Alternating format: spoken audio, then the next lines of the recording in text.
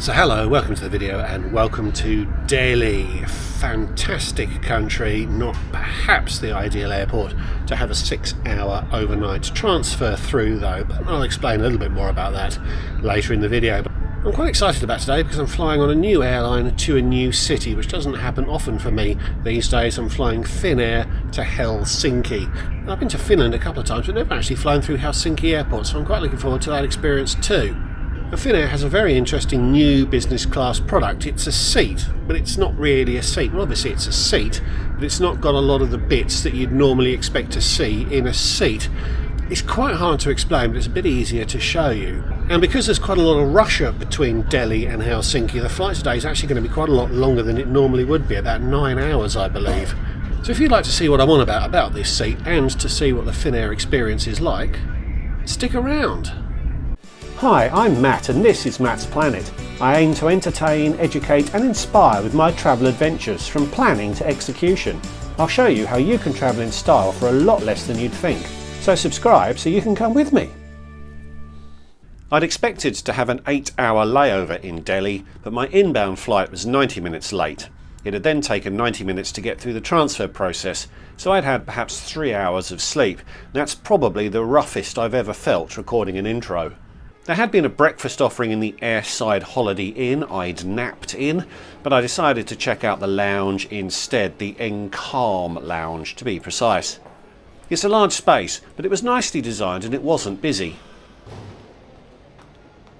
A substantial buffet offered Indian and Western options, but my stomach was not quite ready for food, so I had an orange juice and headed for the gate.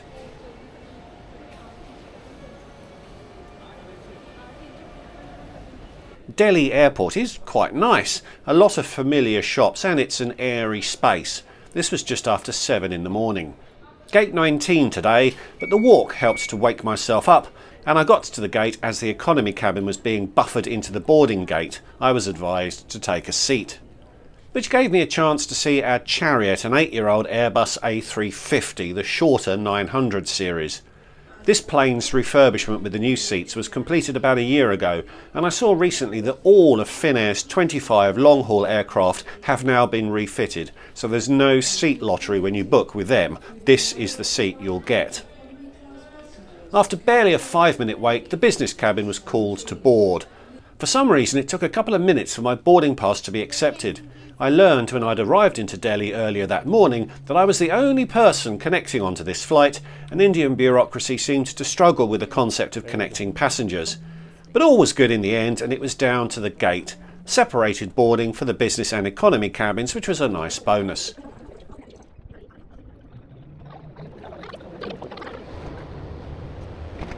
A very warm welcome and through into the business cabin. 7.5 rows of 1-2-1 seating up front with another 3 rows behind a galley. And here's the seat.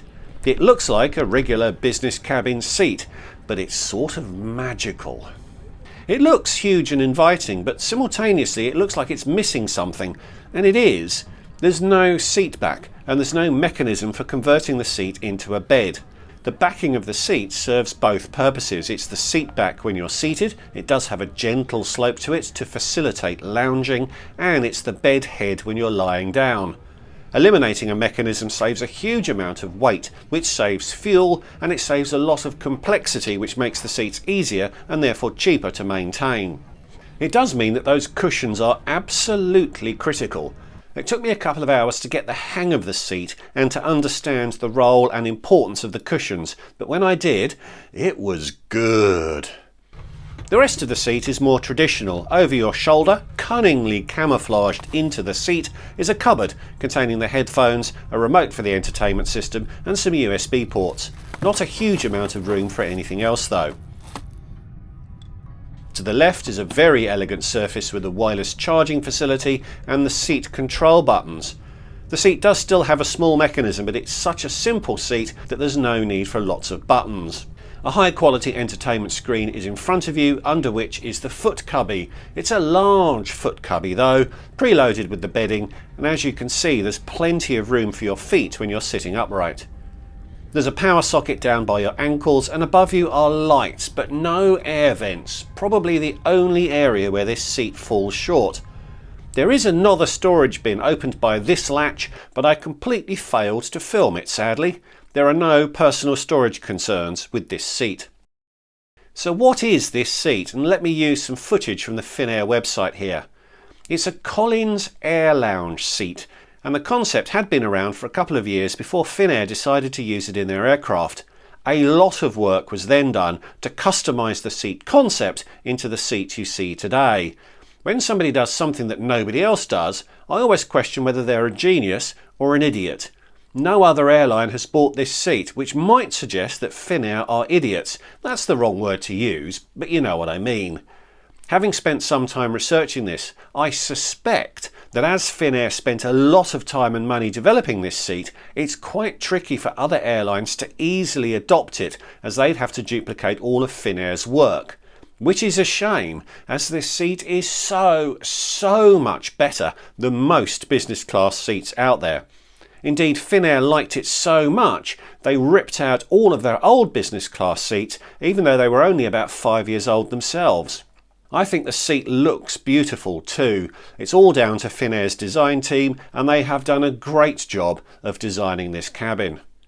More on the seat later, but it's time to look at the service.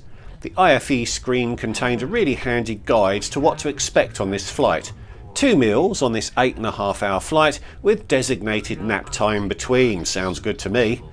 A welcome drink was offered. Joseph Perrier champagne was available, but I was still feeling rough, so I went for the signature blueberry juice served in these amazing glasses.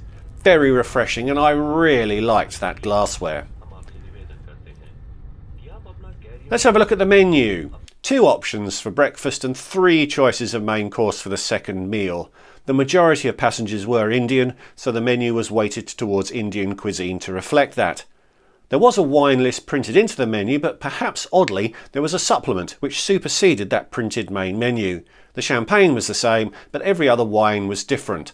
7 wine choices in total, which is excellent for a business cabin. The amenity kit was produced in conjunction with Finnish design house Marimekko. It was a little Spartan, to be honest, but as the menu explains, lotions were available in the bathrooms and other unspecified on-demand items were available from the crew. I'm okay with this approach, and it is the direction that amenity kits are moving in, as they often involve a lot of plastic and most of the contents just end up in landfill. Then there were also slippers provided as part of the bedding kit. We pushed back perhaps 10 minutes late. There's no air vents above the seats, but Finnair did spend the money on having exterior cameras installed. These seats are angled away from the plane's axis, so a 3-point seatbelt is required for takeoff and landing. That's a better option than adding an airbag to the lap band, which is the mitigating measure some airlines deploy for off-axis seating. Finnair's safety video is at the serious end of the scale, very stylish though, as you'd expect given the rest of the experience. A moderate taxi and a short wait, but soon enough we were up into a clear, warm and slightly smoggy Delhi morning.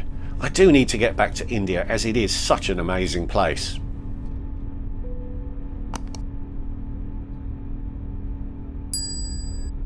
Seatbelt lights off, and it's time to get comfortable. As I mentioned earlier, it took me a while to work the seat out. It's so wide that there's a great range of positions you can adopt, all of which require the seat cushions to be plumped up into the right position to support your back. The seat does still have a mechanism which raises this small section to almost fill the gap between the seat and the foot space.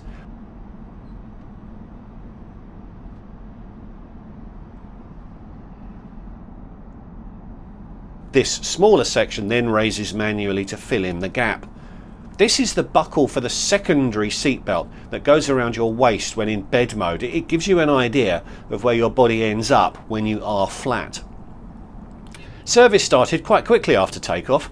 I still wasn't feeling it, so I went for an orange juice. Don't worry, things will return to normal later in the flight. Breakfast was the first service, and I went for the Western option, the omelette. No breakfast ever served on a plane has ever been outstanding, but this was very nice and it hit the spot. After eating it, I almost felt human for the first time that day. Almost. The loo. A350 forward loos have windows, but otherwise it was a standard A350 forward loo. A few business class embellishments, but a loo is a loo at the end of the day. We needed to first avoid Afghanistani airspace, which required us to fly north after takeoff before turning west over Tajikistan. But then we needed to avoid Russian and Ukrainian airspace, which took us over Hungary and Slovakia. It should be 3,250 miles if you flew directly from Del to Hell, but this zigzagging added at least 1,000 miles to the route flown. That's probably 2 hours of additional flight time. Not that I'm complaining, but Finnair is really suffering from not being able to fly over Russia. So there was plenty of time for a nap after breakfast. The seat already is a bed, so it takes no time at all to lay out the mattress topper, repurposing the cushions as pillows to get flat. You then have to sort of shimmy into position, bringing your waist in line with that seat belt. I'm 6'4", 1m93 in new money, and there's plenty of footroom in terms of the width, depth and height of the cubby. The seat also widens on both sides, so it is comfortable to lie on either side with your knees up. There's plenty of shoulder width too, and in that fully reclined position the privacy is very good. There's no door, but that's a conscious choice from Finnair, as doors increase the seat's weight and they eat into the width of the seat, two sacrifices Finnair was not prepared to make, and once again I'm absolutely fine with that. I was able to take a very refreshing nap for a couple of hours.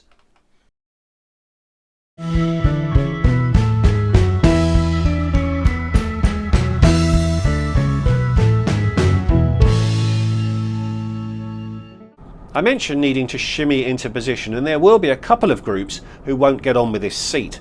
The first is people with limited mobility, for whom that shimmy would be a challenge. The seat is also quite tricky to get in and out of when that extension flap thing is deployed to make the bed. It's a narrow gap to get in and out of the seat anyway, and you do need to sort of lever yourself out. It was no real problem for me, but this seat may not be ideal if that sort of manoeuvre would be a struggle for you. The other group is people who may not enjoy the informality of the seat. It's a seat for lounging in, and as I said a couple of times, it took me a couple of hours to work it out. This seat is often available between London and Helsinki, and I've seen a few reviews where that flight wasn't long enough for the reviewer to get used to the seat.